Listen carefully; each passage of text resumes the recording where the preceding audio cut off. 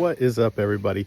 Love you guys. Check this out. I'm going to do something a little bit different on the Bowman Legacies podcast. So we welcome you to another episode of the Bowman Legacies podcast. But today I'm taking you for a walk with me.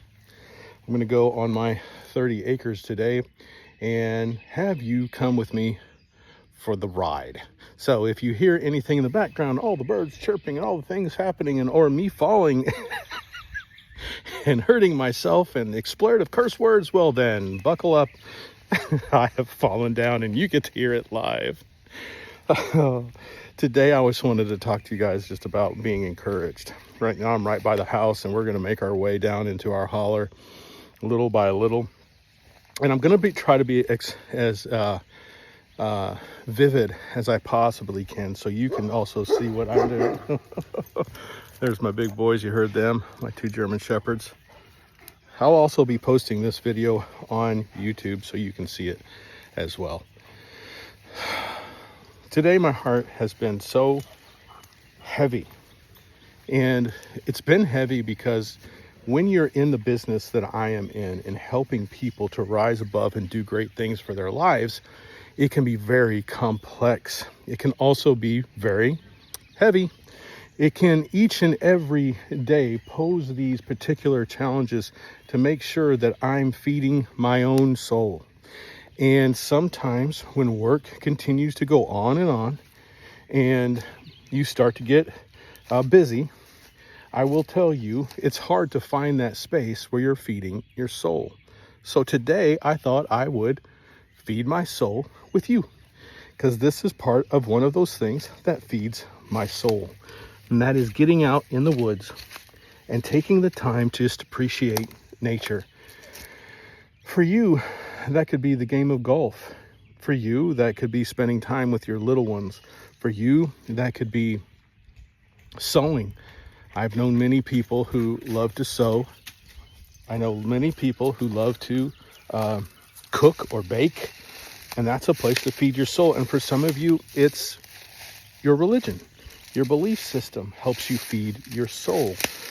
And it helps you feed your soul in such a way that it reignites passion and purpose in your life. Passion and purpose. Right now, I'm navigating a bit of a hill. Actually, it's quite a steep grade, and I am got a walking stick with me. It's a beautiful spring morning. The May apples are up. The mushrooms are up, so I'm told. I've never found any because I am probably quintessentially the worst mushroom hunter on the face of the planet. So as I'm climbing down this, I really want to concentrate and make sure I don't hurt myself. But these challenges sincerely feed our souls in life if we allow them. For us, or for me, working out has always been that challenge or that place that I loved to go that fed my soul. Being out or backpacking and being out in the woods and challenging myself to climb things or to physically push myself, that would really feed my soul. Now, a couple years ago, I had a problem, and for some reason or another, I got sicker than I normally am. I do have an autoimmune disease. I have what's also called alpha-gal, and between those autoimmune diseases that I've had since birth and alpha-gal, one of the problems that I have is just getting proper nutrition. One of the other problems that I had, that I can no longer close my hands all the way. I have a very difficult time walking. So for the last almost 3 years, I walked with a cane. And here just recently, I've been able to get off of the cane, which is nice, and work out again. But my whole life and those things that fed my soul were taken from me. My wife had dressed me for about 2 years, and that's why she started traveling with me, because this became so life-threatening that I would have and still do have life-threatening episodes where my heart dips below 30 beats per minute, or I go into anaphylactic shock. I also have what's called anaphylaxia, I think it's called. And I've probably had that my whole life since I was a child. So my greater point is the things that fed my soul were taken from me. And I was still working and telling almost no one how horribly life-threateningly sick I was, or how many times I was traveling to doctors and specialists and things like that. I was telling absolutely no one. And the reason is because it's not that everyone needs to know. The other thing was I was trying to be diligent and build a legacy. That kind of legacy to continue to keep going and encourage other people. What I realized is even though all these things were stripped from me, working out, backpacking, hiking, camping, just being an all-around outdoorsman, working out, martial arts, all that was taken from me. And what I realized is I could still be good to people. I could still influence people. I could still be kind. And all the while, still fill my soul. Still fill my soul. For those of you that are listening today who may have said at one point in your life, well, I'm just an a-hole, or I'm just a grouch, or I'm just a mean person, I want to speak to you for just a moment. You know, because you say those things, there's this self-expectation that you are those things. And even when you are doing things to help other people, I'll ask you this. If your ability to help people in the way that you want to, or to live life in the way that you want to, is taken from you, will you still be an a-hole? Will you still be obstinate and rude? Or would you just think for a moment that your true legacy has nothing to do with the finances you leave behind? But the echo that you could leave long after you're forgotten could be kindness. It could be love. It could be humor. It could be encouragement. You see, because no matter what you put out in this world, it will constantly echo and perpetuate itself. Another truth to that is also what you put out into this world will come back to you. I will have to say that I have started living this on a deeper level more and more all the time. And I laugh because I always think about when I was younger. I always think about those moments when I was just such a pain in the butt and so angry. And at times, very vengeful. I was mean, I was violent, but at the same time, I had a sweet heart. I always tell my wife, and still to this day, I say, why in the world are you still with me? I was so angry then. She's like, because I could see the true you. I always, despite no matter how grouchy you got or how angry you got, I could always see the true you, when others absolutely could not. And what I've come to realize is that all that negativity that I put out, I received back. And then when it was time to feed my soul, I had to go to extremes because I wasn't feeding my soul on a regular basis. I had to go on these huge adventures, or I had to ride my motorcycle like an absolute maniac, as if my hair were on fire and I was insane.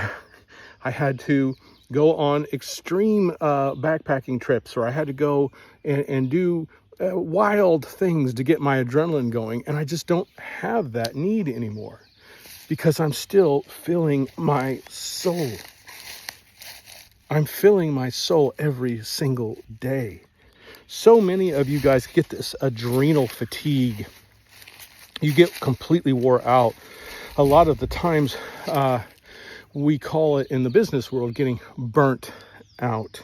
So many of you get burnt out because you're pushing so hard. Well, I dare say a lot of us that get burnt out are people who are too much on our phones, we're too much on the television, and we're not feeding our soul. Well, I watch the religious station. It's not the same thing. You sit there and you receive, but you're not filling your soul. You're not being an active participant in the religious programs, or you're not being an actual participant in even this moment unless you act and do something about it. And so we get burnt out. We get burned out at work. We get burned out in our own marriages. We get burned out in relationships because we're expecting that relationship to somehow fill our soul. But it really wasn't meant to do that. It was meant to fill our hearts. It was meant to do certain things, but it wasn't meant to make you happy. That's your job. And it wasn't meant to be the main source, that relationship of you filling your soul. That's also your job. It's supposed to be a small element of. So I want to encourage you today. And I want you to think about, how often have you tried or attempted to feed your soul every day? For some of you, that's a daily devotion. I do daily devotions. I actually have a good friend of mine, Jake, who sends them to me. For some of you, it might be meditation or prayer. I will tell you, both helped me greatly. For some of you, you don't know what it is. And that is something that's fun, because even though you're like, look, I don't have that. I get what you're talking about, Michael, but I don't have what you're talking about today. I don't have it in me. That's okay. That's a great thing, because you get to do one of my most favorite things to do in all the world, and that's explore. I love to explore. I just dropped my walking stick. I love to explore. I love to turn rocks over and see what's under them.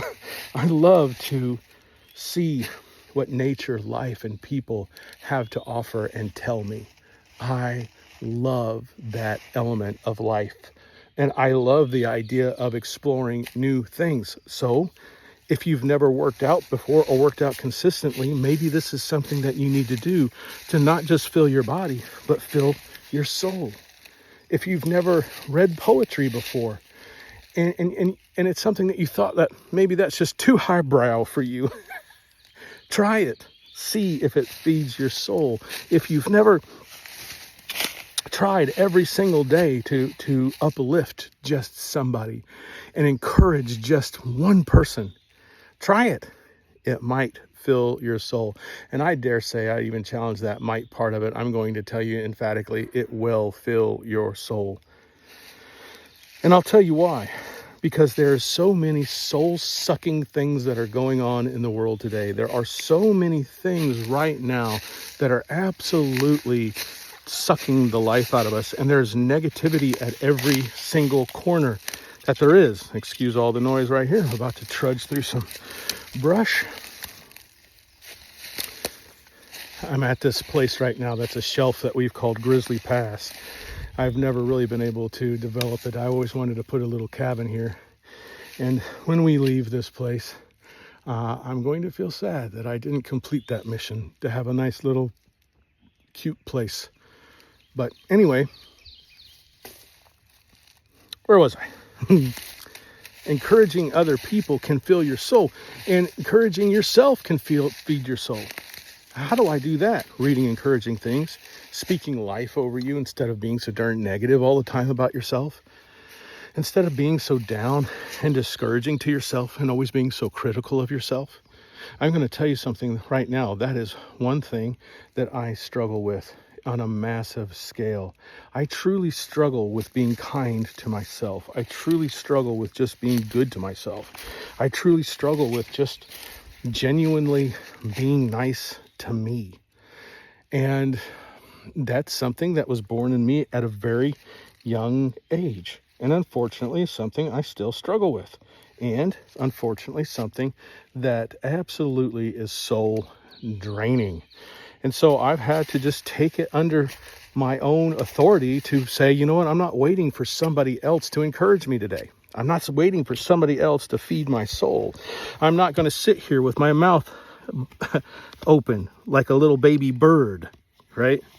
I'm not going to sit here like some infant child waiting to be complimented on a drawing of a deer that looks more like a spider. I don't need that kind of encouragement because I'm an adult.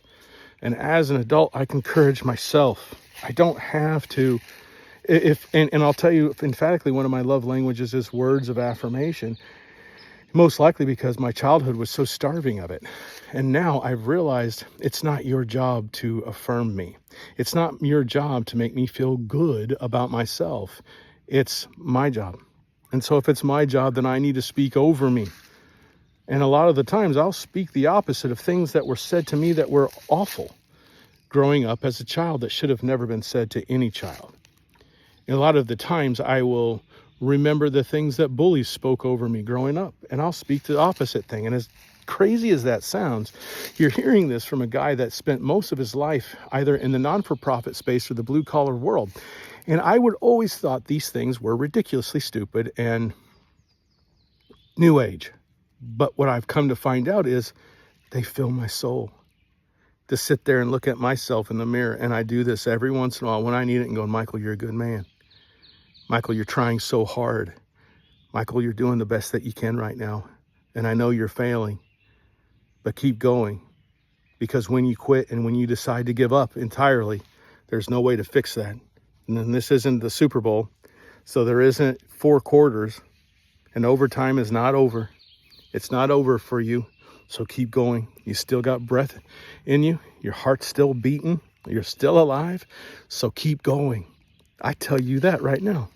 If you're listening to this, I'm assuming your heart is beating. Or if you're listening to this in the hospital right now and your heart's not beating on your own, but you're getting help, then by golly, let me tell you something. Sorry about that. My bug just flew up my nose. That was not nice. Is this guy, gal, you're still breathing. That means you have another opportunity to make it right. You have another opportunity to do phenomenal and great things. You do. 110%. You do. So don't give up. Be encouraged. Speak over yourself. Remember every day to do something that feeds your soul. That feeds your soul, not your flesh. I'm sorry, but beer does not feed your soul. I'm not sorry about this statement. Porn does not feed your soul. It takes from it. It absolutely takes from it. Being selfish does not feed your soul. Making that next business deal does not feed your soul. It feeds temporary pleasure, temporary joy. That does not feed anything at all. Do things that calm you. Do things that relax you. Do things that make you happy. Do things that can make you joyful on the inside. And happiness is a fleeting feeling. Joy is a choice. Things that do that for me is helping other people, be encouraging to other people, not responding to fools. For instance, this morning I got a response on one of my posts about suicide prevention. And he said that it was pretty much a self-serving post trying to sell books, my lead from the middle book. And I did not tag my book, which I almost always do on my posts. I did not tag our website in that post purposefully because I didn't want it to seem self-serving. And yet someone still, absolutely, not knowing me, not having any context whatsoever, in all of their ignorance, decided to take that moment to troll me. Now, for those of you who are watching on YouTube or wherever you find this, look at me. I'm a sweet man, but I'm still a man. And assumptions that you made when you first saw me, some of those might be true. I wanted to get online and absolutely berate this person and show them all of who I was. But I'm going to tell you, that would have filled my ego and not my soul. And I don't converse with fools. And so, knowing that feeds my soul. I don't debate with fools. I don't cast my pearls before the swine. Because when you do that and the pigs eat the pearls, a priceless, beautiful gem made in nature, they don't understand the value of it.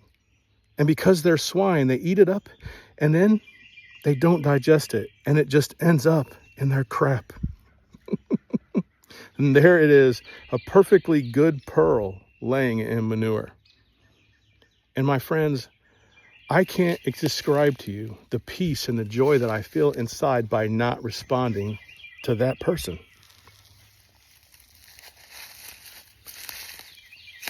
I can't tell you how much it gives me great and tremendous peace not to yell at people, or joy, or the wonderful deep breath that I just took knowing that I took the high road in different places of my life and with that troll this morning. And today, what I'm doing right now with you feeds my soul. And I am not talking about being out here. Yes, being out here is nice. This is beautiful. The morning sun is basking in. It's absolutely gorgeous out here. Take a look for those of you on YouTube. For those of you not, we're in a beautiful Midwestern forest. We call it a holler. We're ascending down into the holler where there's a lazy little creek down in the middle, and it's so beautiful and it's so bubbly and it's so sweet. And hearing these birds tweeting and singing this morning, yeah, sure, that feeds my soul, but what I'm talking about is being here with you. That feeds my soul. Helping you, encouraging you, trying to help you to put a smile on your face. So no matter what's going on right now, I want you to force that smile. Just smile, just because. I'll do it. You can't tell because of my beard and my big old bushy mustache. Wee. Wee. There, I'm smiling. Wee. I'll make a fool out of myself just to make you laugh. Because you know what? That feeds my soul. Now I'm going to end with this. I have a good friend of mine. His name is Eric. And just being with that guy feeds my soul. And if we're so lucky, twice a year, if not once, we try very hard to get together where the whole weekend, all we do is cook. All we do is sit by the campfire and talk about the Lord, talk about our lives, talk about our wives, our children, and our businesses and where we're going and what we're striving to do. We block out everything. And the only people that get our attention during that time is our wife and our children. They're the only ones that have access to us at that time in case of emergency. That's it. And I've got to tell you, that does something for me that brings such a tremendous peace and such a tremendous joy into my life. And it unbelievably feeds my soul. And what I want to encourage you to understand is you've got to find that place. If you're feeling overwhelmed and overstimulated, if you feel like right now in your life just everything seems hopeless, if you feel like everything that you're doing is wrong, if you're getting beat up by life, if you're that single mom who is just busting ass and doesn't really feel like anyone's helping you, you've got to, hun, listen to me, hun, look at me. You've got to feed your soul. You've got to find a place, even if it's knocking out 3 days or 2 days just to feed your soul. It doesn't have to be extravagant. It could be in your own yard. It can be in your own house. It can be in your own bedroom, reading a book, having some peace of quiet, not sitting in front of the television or your phone, because that's just taken from your life, hon. And you need all of it you can get. For that single dad out there, you're facing all of these things and you're wondering if you're ever enough. And you know you've got to work and you're seldom home. And you're trying so hard to influence your kids and teaching them how to be men and teaching them how to be women. And you yourself are questioning, do you even know how to do those things? Do something to feed your soul. And I want to encourage both of you, single mom and single dad. I love you. You're an absolute savage, and I'm so proud of you for what you're doing. Oh, you may not be perfect. No, you may not be rich. Oh, you may not have 1 million followers on Instagram. Who freaking cares? Because none of that matters at the end of the day. What matters is that love and that dedication that you're pouring out. Be patient with yourself. Give yourself some grace today, for heaven's sakes, and do something to feed your soul. For that business person who's trying to lead a company right now, and you've got so much on you, and you're even taking breaks. You're going on vacation, and you still feel like you're running ragged and running thin. You're doing all the big things, all the fun things, and everybody is pleased with you but you. It's time to feed your soul. It's time to put down the alcohol. Alcohol does not feed your soul. I'm going to tell you something. Liquor is something that takes from you and takes from you. It takes your health. It takes your capacity to think right. The longing for liquor, I'm telling you right now, is a dismal, horrible prison. And I encourage you, my friend, because I've been there and I know what it's like. get out there and get the help that you need. There's so many places out there that will help you and feed your soul. Get it back. Get your life back and your mind back and feed your soul, my friend. And to that person who might be listening to this incarcerated, in prison, or maybe in a world that's war-torn right now, and your freedom is not your own, and you're on pins and needles, man, learn to meditate. Even if it's just for a moment. If all you have to thank God for is the breath in your lungs, thank him for that, and it will feed your soul. Do it regularly, and it will feed your soul all the more. Make a practice of it, and I'm going to tell you, it's going to change the direction of your life. Be grateful, my friends, because that feeds your soul. Count your blessings, my friends, because that feeds your soul. Be kind to one another, my friends, because that feeds your soul. I'm not saying don't be wise. I'm saying, hey, be wise. Be wary. Pay attention. Don't let people abuse you. Don't let people cheat you. But be kind. Be loving. Be smart. Be intentional. Be honorable. And you'll build a legacy that will far surpass your legend. You'll inspire others to do the same. And my friends, that's how we change the world. Thank you for hanging out with me as I do a little hike in our 30-acre wood. And thank you for feeding my soul today by hanging out with me and trusting me with this time. It does not fall short on me. Love you. That's right, I said it. If you haven't heard it this week, I love you and I'm proud of you. Keep going, keep growing, and have a great day.